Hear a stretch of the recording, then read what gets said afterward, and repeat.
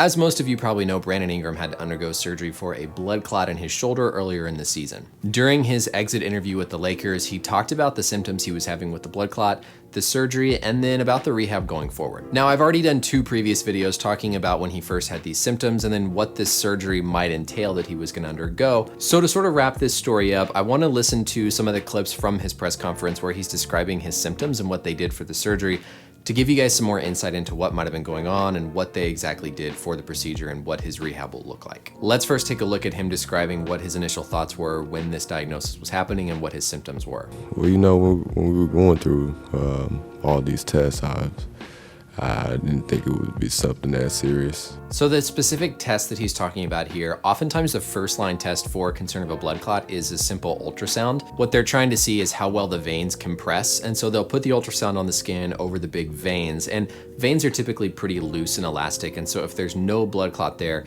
you should be able to push down on the skin and then see the vein collapse. But if there's a blood clot there, the vein will be rigid and it won't collapse. So that's the initial study. Kind of woke up and my arm was kind of tight.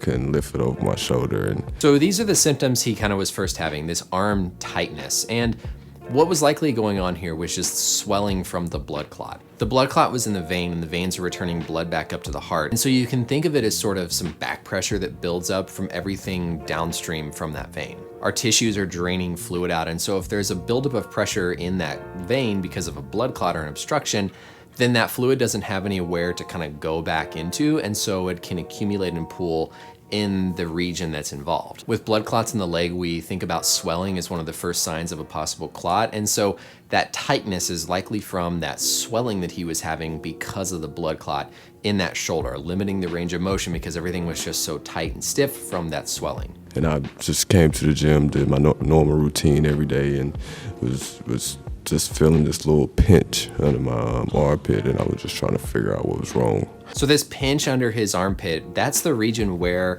this blood clot often occurs. If we look at our anatomy here real quick, there's something called the subclavian vein and then the axillary vein as it travels under the armpit. And oftentimes with a blood clot, patients will experience pain, again, because of that backup and that obstruction. I have a couple of technical questions. So I guess normally they like remove part of the rib to get the obstruction out of the way. Is that what they did for you? Yes. So removing part of the rib, they're probably talking about that first rib there on top. And going back to our picture here, this idea of thoracic outlet syndrome with compression on the vein, that's what caused this blood clot in his case. And so typically, if they're trying to remove a piece of the rib, that means they think there's some impingement, there's some obstruction on that vein from the rib. And then did you get put on some blood thinners just to get rid of the clot after that? Yes. Okay. So put on blood thinners. There's a number of different medicines that they'll use in this situation, but the typical duration when someone has a blood clot like this is 3 months. The most familiar one you might have heard about is warfarin or Coumadin, and this is a blood thinning medicine where you have to go in periodically to actually check the blood levels. We have newer medicines out for blood thinners that you don't have to have monitored, but they're a lot more expensive, and we don't really have good reversal agents in the case that someone starts bleeding. So not sure what he would have been put on here, but typically that duration is 3 months. What's the rehab? What's the rehab like once you have a procedure like that? Do you just have to kind of stay away from any activity for a little while until you're off the blood thinners? Pretty much. The reason he has to stay off of activity while on the blood thinners is because you're at a higher risk of bleeding. And so if you're playing a contact sport like basketball and you get bumped, you fall, you hit your head, you could potentially have life-threatening bleeding. And so that's why they're limiting him from getting back on the court while he's on these blood thinners. Pretty sore. I couldn't pick up anything with my right arm. I'm still limited to pick up certain things. I couldn't breathe really well. Every time I sneeze and cough, I felt it in my chest and in my back. Now, we'd refer to this pain with breathing as pleurisy, and since they've resected a part of the rib, they've probably caused some irritation to those intercostal muscles that kind of surround our thorax and our rib cage and protect the lungs. We have muscles in between our ribs that help our lungs expand and breathe, and so to do this surgery, they likely had to cut through some of those muscles, and so similar to any surgery, there's going to be associated pain when you're firing those muscles in an activity such as breathing. I started physical therapy about 2 weeks ago, so I've been feeling better from there. So I think the process is just moving pretty fast for me. I've been feeling good. Now, the physical therapy he's going through, first off, is going to be just working on regaining his range of motion. So all that movement at the shoulder that he had from beforehand.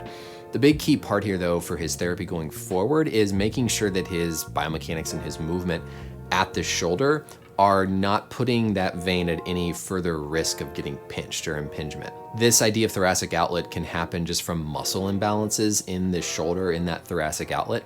And so part of his rehab after they get back that range of motion is going to be to make sure that they optimize those muscles around the shoulder blade and the scapula and his mechanics to try to prevent any further pinching on those blood vessels. Unlike Chris Bosch, where they didn't really have a known cause and then he had another blood clot, he had to be put on more long-term blood thinners.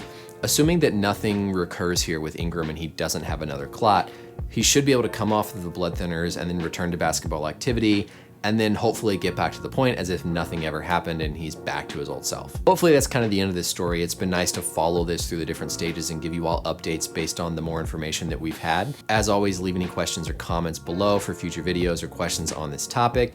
Thanks for watching, and until next time, we'll see you guys later. Bye.